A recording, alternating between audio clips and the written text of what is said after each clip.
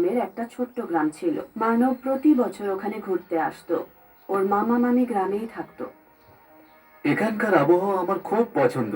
দিনের বেলায় প্রচন্ড গরম আর রাতের বেলায় হাড় কাঁপানো ঠান্ডা। 24 ঘন্টা ঠান্ডা আর গরম দুটোই মজা। চলো অনামিকা, বাইরে ঘুরতে যায়। অনামিকা ছিল মানবের মামাতো বোন। অনামিকা আর মানব দুপুরের বেলায় আমের বাগানে ঘুরতে গেল। বাগানের কাছে একটা ফাঁকা রাস্তা ছিল। মানব যখন রাস্তার দিকে যাচ্ছিল তখন অনামিকা ওকে বারণ করলো। মানব, ওখানে যেও না। আমি ব্যাস ওই রাস্তা পর্যন্ত যাচ্ছি। না, ওই রাস্তায় কেউ যায় না। ওখানে সবকিছু ঠিক নেই। তার মানে? কয়েক মাস আগে আমাদের কলোনিতে থাকার একজন লোক ওখানে গেছিল। ও অনেকদিন ধরে গায়েব ছিল। ওর বাড়ির লোকেরা যখন ওকে খুঁজলো তখন ওর বডি ওই রাস্তাতেই পাওয়া গেল। ওর বডি থেকে মাথা আলাদা ছিল আর শরীর আলাদা। মা বাবা ওইদিকে যেতে বারণ করেছে। মানব আর অনামিকা বাড়ি ফিরে এলো। মানব অনামিকার কথাগুলো শুনে ভাবছিল। অনামিকার কথাগুলো ওর মনে প্রশ্ন তৈরি করছিল। একদিন যখন মামা মামি বাড়ি ছিল না আর অনামিকা ঘুমোচ্ছিল, তখন মানব বাগানের গাছের দিকে ওই রাস্তায় গেল। ও অনেক দূর থেকে একজন কুলফি বিক্রেতার আওয়াজ শুনতে পেল। मलाई कुल्फी वाला, कुल्फी नाও, मलाई কুলফি, मलाई কুলফি वाला। মানব ওই আওয়াজের পিছু করতে করতে অনেক দূরে চলে গেল। ও দেখলো একজন লোক কুলফি বিক্রি করছে। গরমের জন্য মানবের কুলফি খাওয়ার ইচ্ছে হলো, কিন্তু ও টাকা নিয়ে আসতে ভুলে গেছিল। এসো বাবু এসো, কুলফি খাবে নাকি? হ্যাঁ হ্যাঁ, আমি তো কুলফি খেতে চাই, কিন্তু আমি বাড়ি থেকে আসার সময় টাকা নিয়ে আসিনি। টাকা চিন্তা করো না, কুলফির মজা নাও, কাল টাকা দিয়ে দিও। মানব কুলফি খেতে খেতে বাড়ি ফিরে এলো। কুলফি শেষই হচ্ছিল না। কুলফিটা যত খাচ্ছিল ততই বড় হয়ে যাচ্ছিল। মানবের হাত থেকে ফসলেই কুলফিটা মাটিতে পড়ে গেল।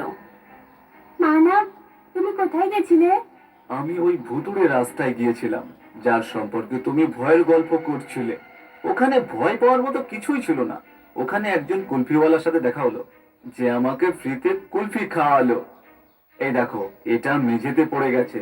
কালকে তুমিও আমার সাথে কুলফি খেতে যেও। তখনই হঠাৎ করে উপরের ফ্লোর থেকে একটা আওয়াজ শোনা গেল। উপরের ফ্লোরে কি কেউ আছে? না, উপরে তো কেউ নেই। তাহলে এই আওয়াজ কোথা থেকে আসছে? মানব আর অনামিকা ভয়ে ভয়ে আস্তে আস্তে উপরের ফ্লোরে যায়। উপরের ফ্লোরে একটা পেতনি আর একটা ভূত ক্রিকেট বল খেলছিল। এসো, আমাদের সাথে খেলবে? মানব আর অনামিকা ফ্লোরের দরজা বন্ধ করলো আর ভয়ে দৌড়ে নিচে চলে আসে। তাড়াহুড়োতে মানবের পা স্লিপ করে যায় আর ও সিঁড়ি থেকে নিচে পড়ে যায়। ওর হাঁটুতে আঘাত লাগে।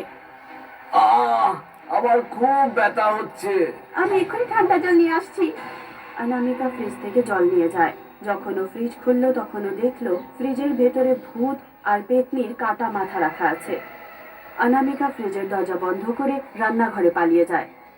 ও জলের বোতল নিয়ে মানবের কাছে গেল। ও মানবের পায়ে জল দিতেই যাচ্ছিল, তখন ভূত আর পেতনি ওপরের ফ্লোরের দরজা ভেঙে দেয় আর ওরা নিচে নেমে আসতে থাকে। ওরা আমাদের দিকেই আসছে, আমি উঠতে পারছি না। অনামিকা মানবের হাত ধরে ওকে টানতে থাকে।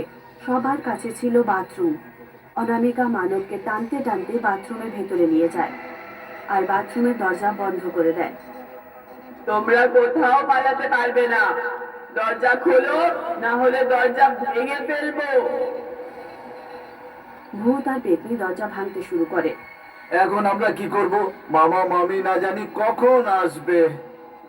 ভূত দরজায় ফুটো করে দিল আর ওর হাত বাথরুমের ভেতরে ঢুকলো। তখনই বাইরে থেকে পেতনিটার চিৎকার আওয়াজ শুরু হয়ে গেল। তারপর ভূতের হাতও পেছনে চলে গেল আর ভূতের চিৎকারের আওয়াজ আসতে শুরু করলো। কি জানি বাইরে কি হচ্ছে। অনামিকা আর মানব দরজা খুলে বাইরে আসে। বাবা, আমাদের ঘরে ভূত আর পেতনি এসে গেছে। হ্যাঁ আমি জানি, পাশের বাড়ির রাকেশ জানালা দিয়ে সব দেখেছে আর আমাকে ফোনও করেছিলেন। আর এখন ভয় পাওয়ার কোনো দরকার নেই। এই সব ওই কুলফিওয়ালার জন্যই হয়েছে। আমি কুলফিটা পুড়িয়ে দিয়েছি। তোমাদের দুজনের মধ্যে যে কেউ একজন আম বাগানের পাশের রাস্তায় গিয়েছিলে আর শয়তানের কুলফি বাড়ির ভেতরে নিয়ে এসেছিলে। মামা আমি ওখানে গিয়েছিলাম। আর কখনো ভুলে ওই কুলফিওয়ালার কাছে যাবে না। কখনো কুলফি, আবার কখনো আইসক্রিমের সাহায্যে ওই কালো জাদু লোকের বাড়িতে এইভাবেও পাঠিয়ে দেয়। মানব কান ধরে বলে, আর ও ভুলেও ওই বাগানের রাস্তায় কোনোদিন যাবে না। রমন